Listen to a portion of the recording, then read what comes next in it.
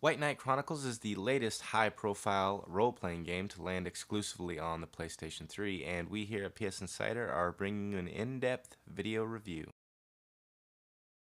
The story's two main characters are a princess and a boy with a childhood crush. It's the princess's birthday, and she hasn't spoken in 10 years since her mother was murdered. Leonard is just a villager who works at the local winery, and he's delivering wine to the birthday party.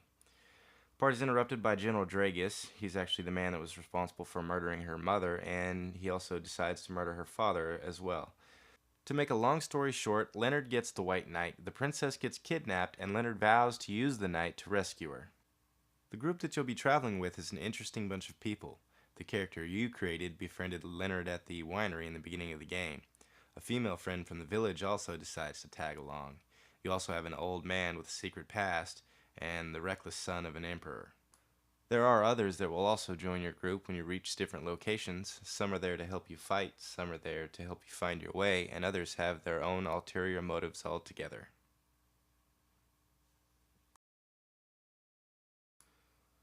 The audio and visuals in the game were simply stunning. You can tell a lot of time and effort went into creating some of those cutscenes. And while I wish I had more time to show you a lot of them, here is just a little sneak peek of what's in the game.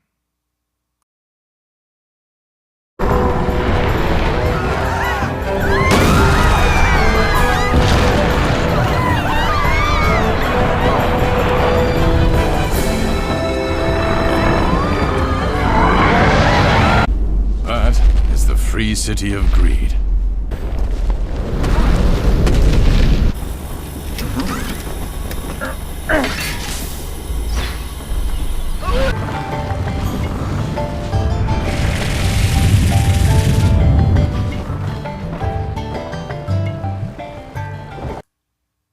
Not just anyone can use the knight's armor. The knight itself is actually a pact made between two souls, the soul of a human and that of the armor itself.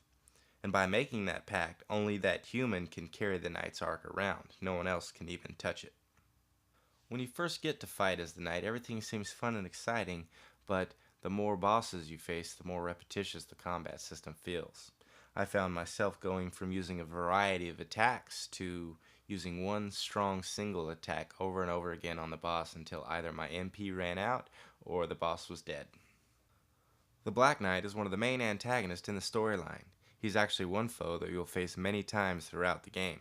Each time he gets a little stronger and a little more difficult to beat.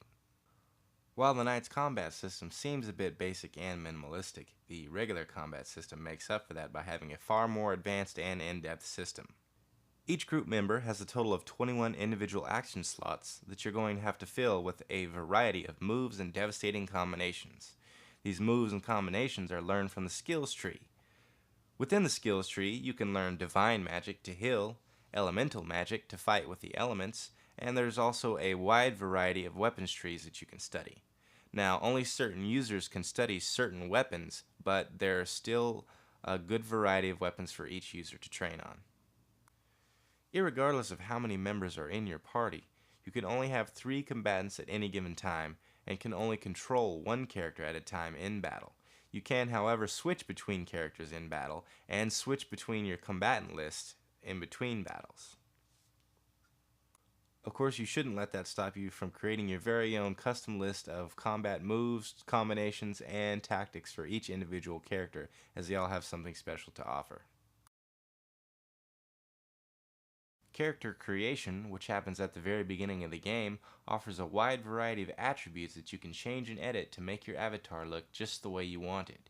Just make sure that is the way you want it, because there's no editing it after you start your journey.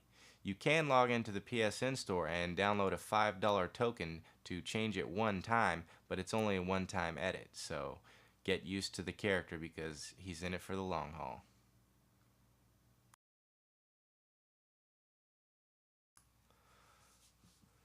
Finally, we have the Geonet. The Geonet is the name for the online realm in White Knight Chronicles.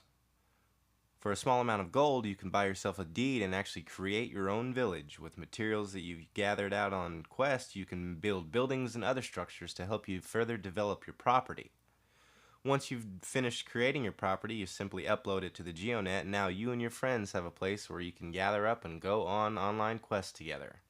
You could also just hang out and talk with up to 12 people in the rooms and browse the local goods, as each one is unique to how the town is built. Two of the more important stats in the GeoNet are the guild rank and the property level rank.